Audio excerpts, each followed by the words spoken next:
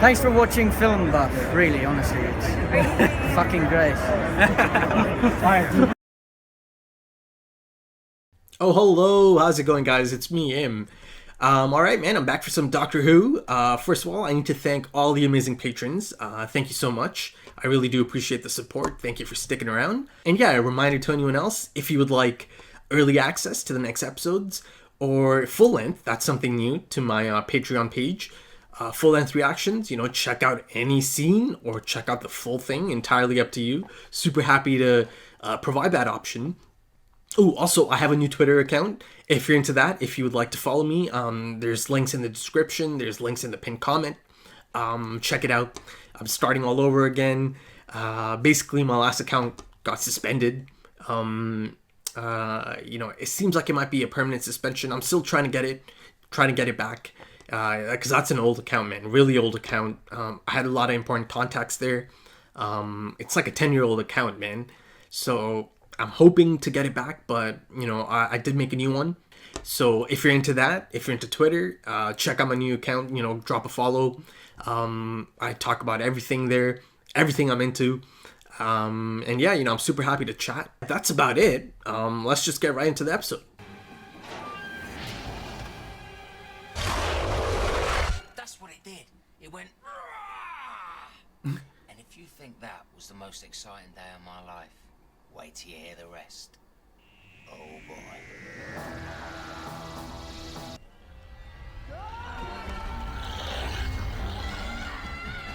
Scooby-Doo chase. That's when I first met the Doctor.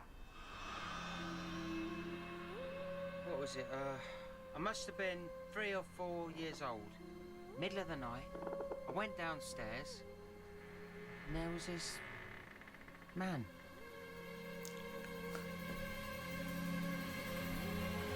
Two years ago, I was in town. I was stocking up, nothing special, all the usual stuff. When all of a sudden... Episode 1.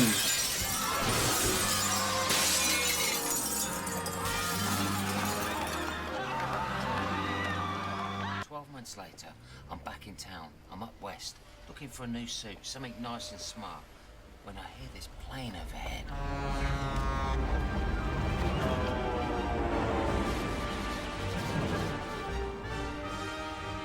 And by the time I'd done that...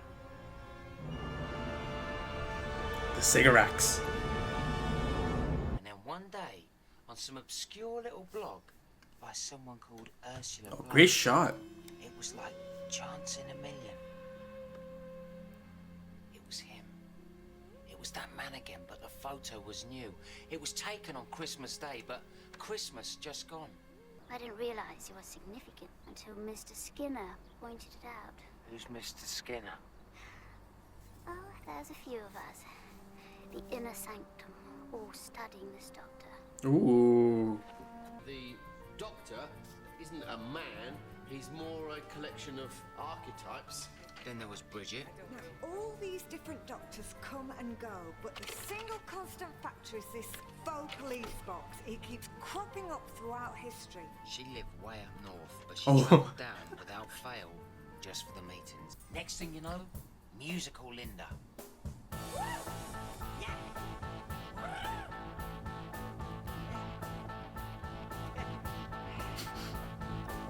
You got me running, going out of my mind.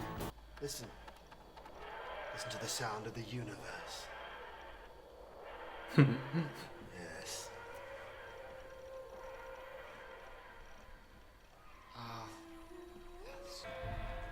Bliss? It is Bliss, isn't it? Yeah, Yes. Could I have a word with you in private, please?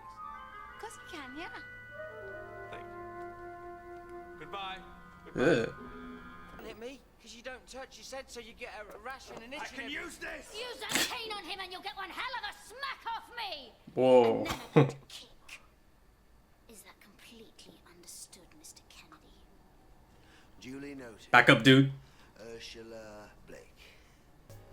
Then we need to try and find her. Now, when it comes to Doctor's companion, the Torchwood files are strangely lacking. Seems the evidence has been corrupted. Something called bad wolf virus. The impossible task. To scour the mean streets. To search a major capital city for an unknown girl. To hunt down that face in a seething metropolis of lost souls. To find that one girl in 10 million. Is she gonna be just... Rose Tyler. Yeah. She was just down there. Victor Kennedy's classes covered basic surveillance and espionage. Step 1. Engage your target. Find some excuse to start a conversation. But how was I gonna do this? How? Excuse me, love, you could have a quid for 250s, could you? Without provoking suspicion, get on first name terms with the target. My name's Jackie. She'll do it all, don't worry. I'm Elton. All working. Oh, Elton, I should have you on tap. I used to have this little mate called Mickey. He did all that stuff. Oh, He's Mickey. gone now. Bless him.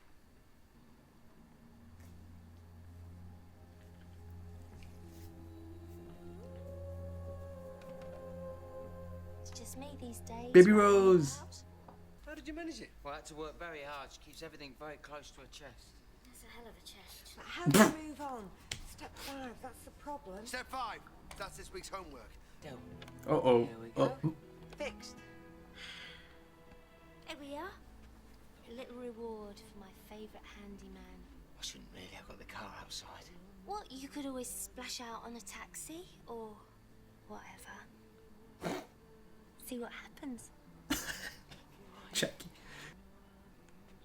Everything all right? That was my daughter. Oh, look at you. I'm sorry. I was just being stupid. I get left here sometimes and, I don't know where she is. Anything could be happening to her, anything. And I just go a bit mad. Hmm. Put your shirt back on. A photograph of my daughter. Ooh. It's not like that. How do you explain I that? bet you can. I wasn't being pervy or anything. I wasn't after her. I was looking for the doctor. Oh, I know that. I worked that out. Because it's never me, is it? No, but that's how it started. But I Mickey changed used to my feel like mind. that as well. About those who get left behind. Because it's hard. And that's what you become, hard. But if there's one thing I've learned, it's that I will never let her down. And I'll protect them both until the end of my life. Hmm. So whatever you want, I'm warning you. Back off. But it's shameful. We used that woman. I knew I couldn't trust you. You broke cover. You stupid little man. You failed step 5. I don't care about step 5. Because it's all gone wrong, Mr. Kennedy, ever since you turned up. Sit your ass I'm down. here every week. Ursula, get your stuff. Mr. Skinner, are you coming? Not to the Chinese, if you don't mind. Just sort of walking out. I certainly am. Look at the rest of me. You Yeah. trouble with aliens. Now meet the genuine article. Oh my god. Oh, he's like the Thing. Thing. A thing? This thing is my true form. You're gonna let them go if I have to beat them out of here. Oh, no, please don't hit me. Look at me. I'm such a slow Get back, get back, get back. beast. Please don't hit me. Well then, Get back. give them back. Just run! Go on! Never mind me! Get out! Isn't she the clever one? Run, Elton! Run! Save yourself, boy! Run for your life! Oh god.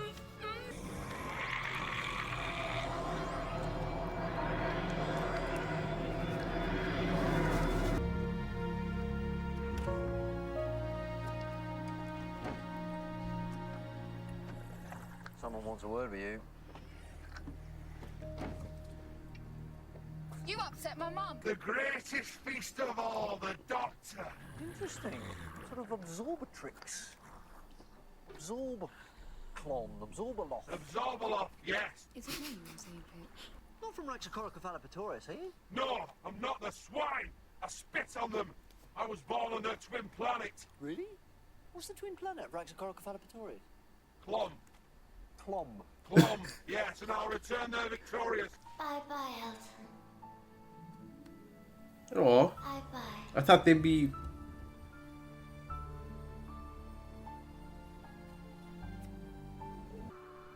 I stopped it, but I wasn't in time to save her.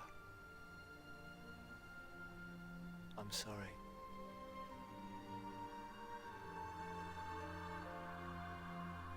Oh no, Mom. Because that was the night my mother died. I had this nice little gang.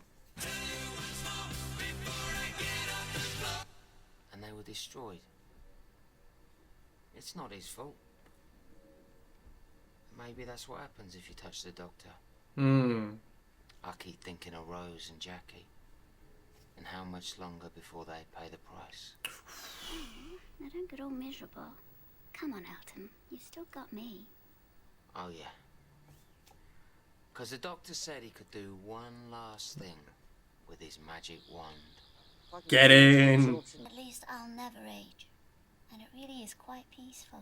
You'd be surprised. It's a relationship of sorts. We manage.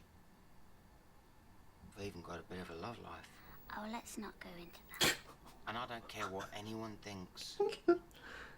Okay, alright. So, I think it's quite clear that, you know, this episode's a bit of a mess. You know, it's, like, tonally, it's all over the place. It's barely coherent.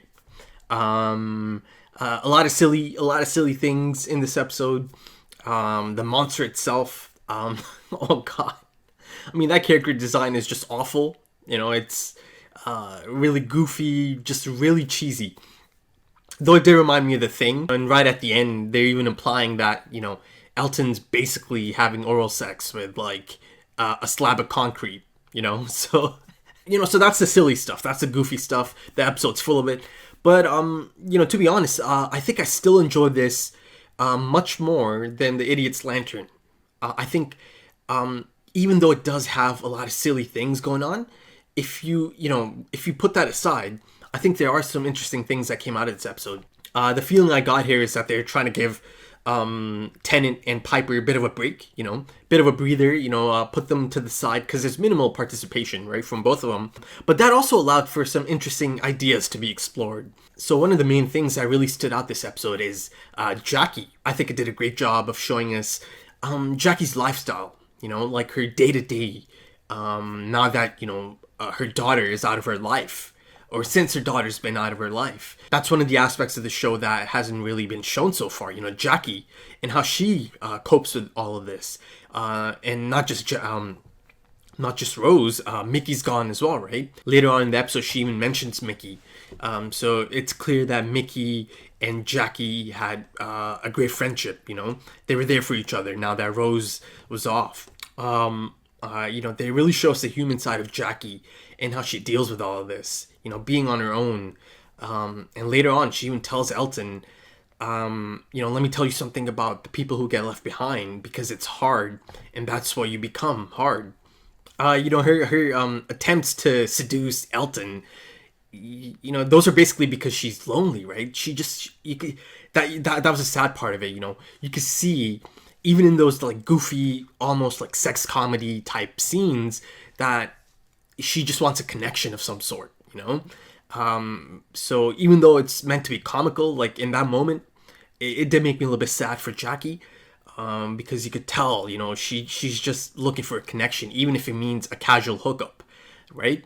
But then I get to see a more realistic and grounded side of Jackie, and this happens after she gets that call from Rose. I think that really settled her down, and at that moment even she realized, you know, that she was just looking for this hookup, just, you know, because she was feeling lonely, and she just needed some kind of connection. And getting that call from Rose kind of, you know, brought her back down, you know, grounded her in reality again. And at that point, she was feeling a little bit silly. You know, she even tells Elton straight up, I was just being stupid, you know, please put your shirt back on. And in that moment, you see, like, this is, like, the real Jackie. This is how she really feels. You know, and that goofy facade, you know, it's not actually her. Her demeanor completely changed after getting that call from Rose. You see that motherly side come out, right? But then I see yet another side of Jackie, you know, Mama Bear, claws out on the offensive. And this happens because she found a photo of Rose in Elton's jacket, right? And that triggered her, didn't it? And of course, that's her daughter, and she finds like a photo of her inside this man's jacket. So of course that's gonna, red flags, claws her out, right? And also because she realized she's being used just to get to the doctor. And she said, "It's never me, is it?" And that really reminded me of Mickey. Mickey used to have that all the time, man. He, you could see how frustrated he was for being left behind and being overlooked. But yeah, she's definitive in her stance, and she told him, "Man, I'll protect my daughter and the doctor for the rest of my life." So the group itself, I really liked how they all came together because they shared this common interest, right? Their interest in the doctor. Now, Rose, she kind of hit the jackpot, right? She got to meet him, and now she gets to travel as a companion. Others are not so lucky. To others, he's this mythical, intriguing presence. He's this fascinating figure that they just haven't been fortunate enough to meet. He's quite elusive to most people. And going back to episode 1 of series 1, Rose actually, contacts one of these doctor hunters or doctor chasers, right? So it's not as if he's this, hidden figure. People know about him. There's a lot of people out there that know of his existence. And I feel that the magic and the mysterious nature of the doctor really helped a lot of them feel something missing, in their life. And in doing so, they found something. They found real friendship. And I really like those bonding moments they showed. There's something just really nice about a group of strangers coming together and just becoming friends, and caring for each other. So the doctor doesn't even know it, but he is responsible for bringing this, this group together. And at one point, it wasn't even about the doctor anymore. Now it was more about the friendship and this, this little group they built. So I thought that was a really charming moment of the episode. I really like that scene of them, taking turns and describing what the doctor means to them. I thought that was quite fascinating, to see other people's take on his existence or the reason for his existence. And the fact that they barely show him in this episode really plays into that elusive figure persona of his, right? I'm used to seeing him, right? I'm used to seeing him and Rose all the time. But now, barely seeing them in that episode actually put me in their shoes. It did make him seem like this really elusive figure, and I kind of felt that. Also, I felt like there's a bit of a take on fans of things, like fandom. I felt like there's a lot of parallels in there, and I felt that because, I'm a fanboy. I'm a fan of things, and I can get into that mindset for a lot of things. There's a lot of parallels there. That urge to know all there is to know. And you see that in those scenes, of them kind of coming together and all, having this obsessive nature. And then there's Kennedy. I think Kennedy, I think he might be representing some of the more asshole type fans, right? The know-it-alls, the ones that boast about their knowledge, the ones that need to talk down to others, and make it known that they know the most, or they know everything there is to know, and they need to correct people at all times, kind of to flex their knowledge a bit. And, all of us know those kind of fans. All of us have experienced those kind of people, be it in YouTube comments, social media, real life. All of us have been there. We've seen them. They exist. So I really do feel like there is a bit of a commentary on fandom in there. And also, at the end of the episode, Elton kind of brought up something interesting, something that's been brought up a few times throughout the show. The idea that, the Doctor is this destructive force. The Slitheen said the same thing, in the cafe to Eccleston. I remember her saying that, he kind of just shows up and, he kind of shows up like a storm, and then he's gone. And then, he leaves this path of destruction behind him, right? Now Elton's kind of alluding to the same thing, this, again, the idea of this destructive presence. And then, he said something that kind of had me going, he said, how long before Jackie and Rose suffer the consequences of this, you know, of having this attachment to the Doctor. And it is a little bit concerning because, you know, it has been kind of foreshadowed a few times now, a couple of times now. You know, the other time being in the last episode, right? The Beast, he kind of said something similar. So yeah, you know, they've kind of foreshadowed this a few times now. So yeah, I have to be on the lookout for that, you know. Let's hope nothing crazy comes out of this, you know, that, you know, I don't want to see Rose die. That's not how I'm expecting her to part, you know, from the Doctor.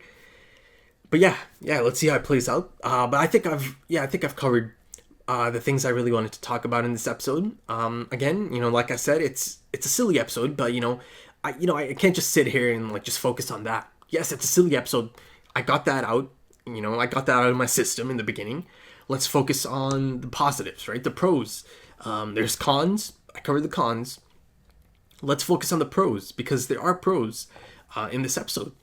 You know, and I try my best to extract those pros and, you know, give my thoughts on them. But yeah, you know, that's the episode. So if you guys enjoyed it, you know, drop a like, leave your comments, let me know what you guys thought. Once again, if you're into social media, please check out my new Twitter account. If you're into that, if you're into Twitter, I'm super active there. You know, updates and just I talk about everything I like. And I'm super open to chat. So yeah, you know, follow my new account if you're into that. And a huge thank you to all the amazing patrons. Thank you so much. You know, I really appreciate the support. Thank you for sticking around. And yeah, man, you guys are awesome. Yeah, that was the episode. Thanks for checking it out. I'll see you soon. Take it easy.